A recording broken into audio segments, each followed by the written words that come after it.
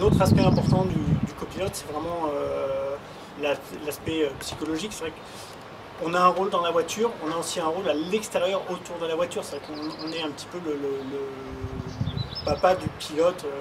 Vraiment, c'est à nous de décider des horaires de départ, à quelle heure on se lève, à quelle heure au petit-déj, à quelle heure à la voiture.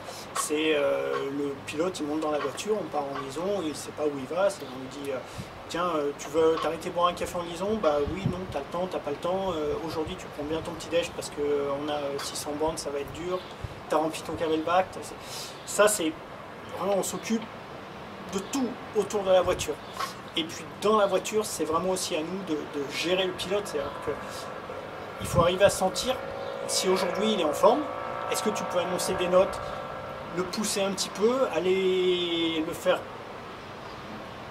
pour porter dans ses retranchements, essayer de le faire attaquer un petit peu, ou sinon au contraire, on le sent, il est un peu plus fatigué, ou alors on sait que la spéciale va être difficile, qu'il va y avoir une partie technique à avoir analysé, si devant, derrière, les gens qui sont au classement général sont autour de nous, s'il faut aller les chercher ou pas. Et ça, c'est vraiment à nous d'aller manager le pilote, et ça c'est quelque chose, c'est une des grosses parties du travail. Avec le temps, c'est ce que j'ai appris, c'est des gens qui sont capables de donner la bonne direction, il y en a beaucoup. Des gens qui sont capables de donner la bonne direction et de donner le bon rythme, tout en étant suffisamment technicien pour pouvoir savoir si on peut également pousser la voiture le même jour.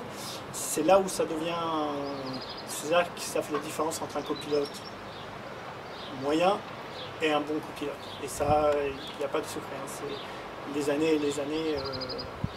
Moi, je me base beaucoup sur la respiration du pilote. C'est vraiment quelque chose. Je sens si mon pilote est fatigué, si mon pilote est stressé. On entend le bruit dans le casque, la respiration, le pilote qui est comme ça, qui est tendu, qui est nerveux. Il faut absolument le calmer parce qu'il donne des coups de volant, il crame de l'énergie pour rien. Et si tu arrives à calmer ton pilote, si tu arrives à le mettre dans le bon rythme, si tu arrives à le faire vraiment prendre le rythme que tu as choisi et que tu as vu en étudiant ton roadbook, tu sais que tel moment de la spéciale il faut pousser, tel moment de la spéciale il faut être calme, c'est là que tu as tout gagné. Tu arrives à avoir un pilote que tu tiens performant toute la journée, et ça c'est parfait. Quand tu arrives à ça, c'est parfait.